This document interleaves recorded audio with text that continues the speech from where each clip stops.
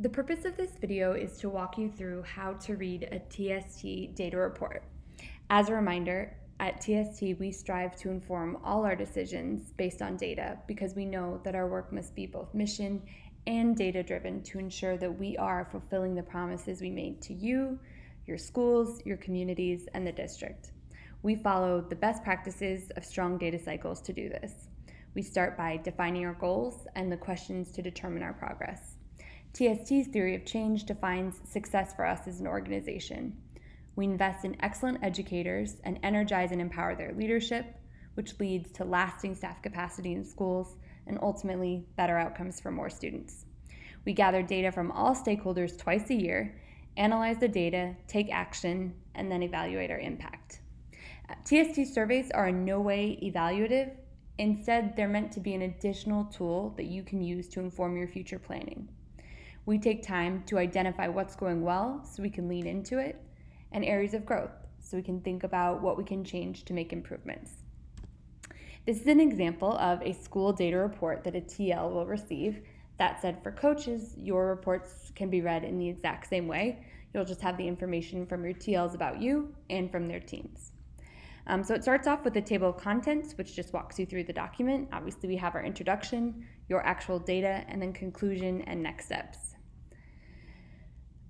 So TST measures our data in three different ways. The first is retention data, and that's a self-reported metric from principals and teachers.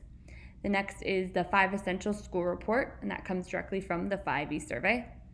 And then the final way is surveys, which we're going to talk about right now. Anonymous surveys are given 2 times a year at MOI and EOI. They are given using a Likert scale, so it's a 5-point scale ranging from strongly agree to strongly disagree. The Likert average is given for each question, which is a numerical value that's assigned to each response, 1 being strongly disagree and 5 being strongly agree. An average is then taken to represent the data set.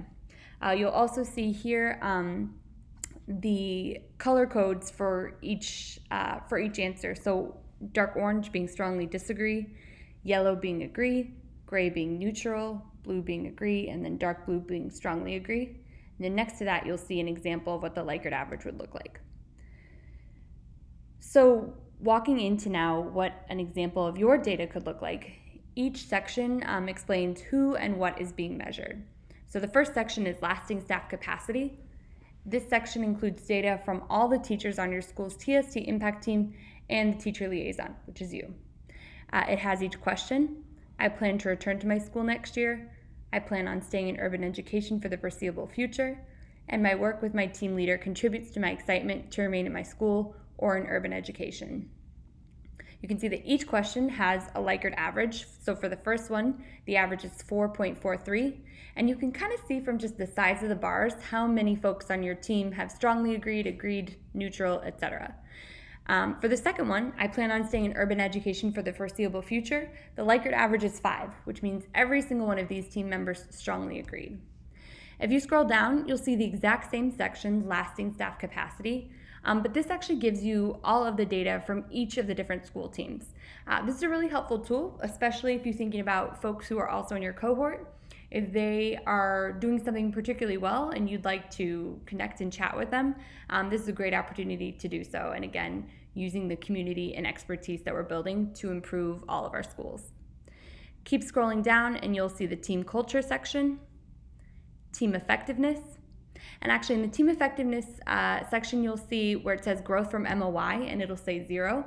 And obviously the reason for that is because this is the MOI survey. So at the end of the year, you'll see the change from MOI to EOI, and it will be demonstrated in that section there. Keep scrolling down and you have progress. Then you have your open-ended questions. And these are all the open-ended responses that your team has given to you. And then the final page is the conclusion and next steps. Again, as it says in the conclusion and next steps, TST knows that we do not have all the answers, but we do believe that teacher leaders within each school building do. And it is our goal to empower the best teachers, which is you, to take on the daily challenges of educating and inspiring young minds. And we hope that this survey is a piece to that puzzle.